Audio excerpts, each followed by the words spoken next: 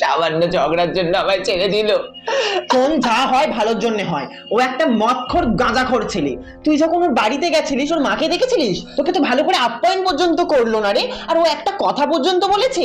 আর ও আমাকে বল কি কাজ করে? একটা কাজ পর্যন্ত করে না। সেই ছেলে তুই ডিজার্ভ করিস না।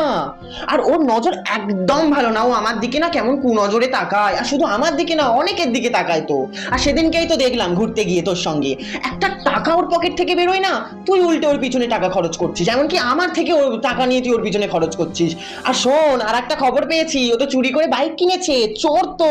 ওর নামে তো 10টা কেস আছে, আমি সব খবর পেয়েছি। আর ছাবড়িদের সাথে মেশে লো ক্লাস, থার্ড ক্লাস। দাঁড়া, একটা ফোন আসছে। হ্যালো। ও, তুমি? বোঝো না যেন আমার কষ্ট হয়। কি করছো? খেয়েছো কিছু? লাভ